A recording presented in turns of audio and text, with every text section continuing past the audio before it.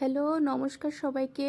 Ratna's beauty food cooking চ্যানেলের পক্ষ থেকে সবাইকে আন্তরিক শুভেচ্ছা ও স্বাগত। আশা করি সবাই ভালো আছো, সুস্থ আছো। আমরাও ভালো আছি। আজকে রান্নাঘরে চলে আসলাম, রান্না বান্না করব। আর আজকে তোমাদের একটা খুব সাধারণ রান্না করে দেখাবো।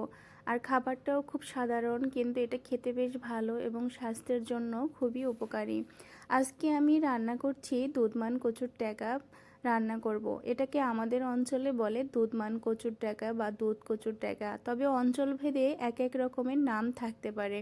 প্রথমে আমি এই ডাটাগুলোকে একটু কেটে কেটে ছোটো সাইজ করে নিয়েছি। তারপরে এখন ভালো করে জল দিয়ে ভালো করে ঘষে ঘষে ধুয়ে নিচ্ছি, কারণ বৃষ্টির দিন তো কাদা মাটির ছিটে এই ডগাগুলোতে বা এই ডাটাগুলোতে উঠে একদম কাদা কাদা হয়ে যায়। তার জন্য আমি ভালো করে ধুয়ে নিচ্ছি, যাতে কোনো প্রকারের নোংরা বা কোনো ধরনের পোকামাকড় না থাকে।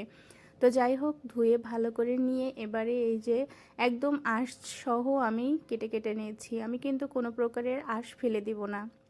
অনেকে কিন্তু আঁশ ফেলেও রান্না করে, তবে আজকে আমি আঁশ ফেলছি না, আঁশ সহই দিয়ে দিচ্ছি।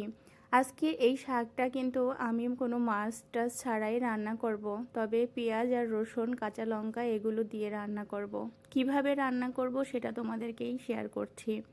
প্রথমে আমি কুচি কুচি করে নিয়ে এই যে প্রথমে একটা কড়াই বসিয়েছি, আর এই কড়াইতে একে একে সবগুলো কচুর ডগাগুলো দিয়ে দিলাম। দিয়ে এবার ঢাকনা দিয়ে ঢেকে সামান্য পরিমাণে জলও দিয়ে দিলাম। কিছুক্ষণ পরিমাণে আমি এটা সিদ্ধ করে ভাপিয়ে নিচ্ছি, তাহলে আমার এই শাকটা রান্না করার সময় সুবিধা হবে। আর একবারে এতগুলো শাক তো তেলের মধ্যে ছেড়ে দেওয়া যায় না। আলাদাভাবে আরেকটা কড়াইতে তেল দিয়ে দিলাম, সর্ষের তেল দিয়ে দিলাম। ফোড়নে কালো জিরা, শুকনো লঙ্কা আর তেজপাতা। ফোড়নটা দেওয়ার পরে খুব সুন্দর একটা স্মেল বের হচ্ছিল। এরপরে দিয়ে দিলাম গোটা গোটা কয়েকটা রসুন দানা, দিয়ে এবারে ভালো করে একটু লাল লাল করে ভেজে নিচ্ছি। আর প্রথমে এই রসুন দানাগুলো দেওয়ার পরে বেশ ভালো একটা সুগন্ধি বের হচ্ছিল। এরপরে দিয়ে দিলাম কুচানো পেঁয়াজ। আমি পেঁয়াজটা একটু বেশিয়ে দিলাম, কারণ কচুর শাকের মধ্যে পেঁয়াজ, রসুন, কাঁচা লঙ্কা এগুলো পরিমাণে একটু বেশি দিলে কচুর শাকটা খেতে বেশ ভালো হয়। কচুর শাক বা যে কোনো ধরনের শাক সবজি রান্না করার সময় আমি পেঁয়াজ রসুনটা একটু খুব বেশি পরিমাণেই দেই। তারপরে দিয়ে দিলাম বেশ খানিকটা কাঁচা লঙ্কা কাটা। কাঁচা লঙ্কাগুলো একটু ঝাল ঝাল হলে ভালো হয়, কারণ শাকটা যেহেতু গলা ধরার মতো একটা ব্যাপার থাকে। আর এখানে দিয়ে দিলাম কিছু পরিমাণে নারকেল কোড়া। নারকেল কোড়াগুলো আমি বাটিনি, একদম মিহি করে কুড়িয়ে নিয়েছি, তাই দিয়ে দিলাম। দিয়ে এবারে ভালো করে ভেজে নিচ্ছি। নারকেল কোড়াগুলো দেওয়ার পরে ভাজতে ভাজতে দেখা যাবে যে এই নারকেল থেকে একদম উপরে তেল ছেড়ে আসছে। তো দেখতে পাচ্ছ বন্ধুরা, নারকেলটা থেকে কতটা পরিমাণে তেল ছেড়ে আসছে।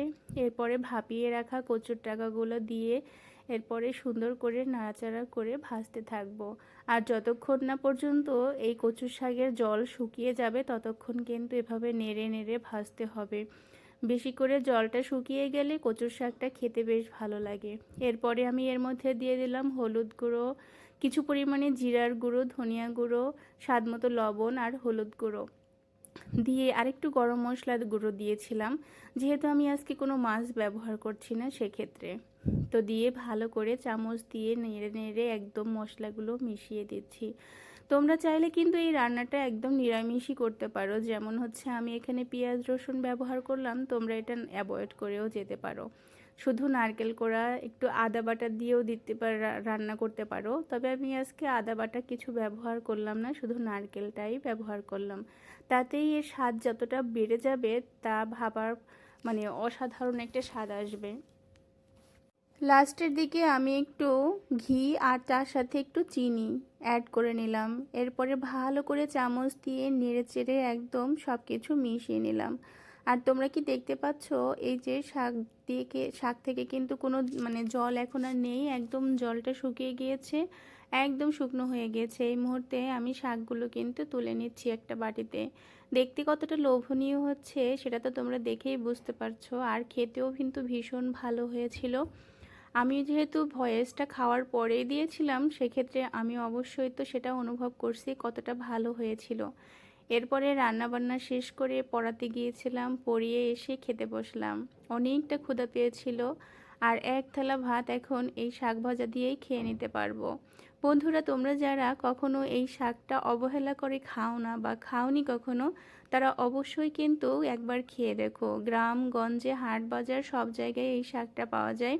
তবে আমাদের গ্রামে তো কিনে খেতে হয় না, শহরে একটু কিনে খেতে হয়। আর যারা গ্রামে থাকো তারা অবশ্যই কিন্তু এই শাকটা চেনো। এই কচুর শাকটা তোমরা অবশ্যই বাসায় এভাবে ট্রাই করে খেয়ে দেখতে পারো। তোমরা চাইলে মাছ অ্যাড করতে পারো, নিরামিষও খেতে পারো। যাই হোক, আজকের রান্নাবান্না কেমন লাগলো অবশ্যই কিন্তু কমেন্ট করে জানাবে। আর যাই হোক, যারা আমার নতুন ভিউয়ার্স আছো তারা অবশ্যই চ্যানেলটি সাবস্ক্রাইব করে সাথে থাকবে, পাশে থাকবে।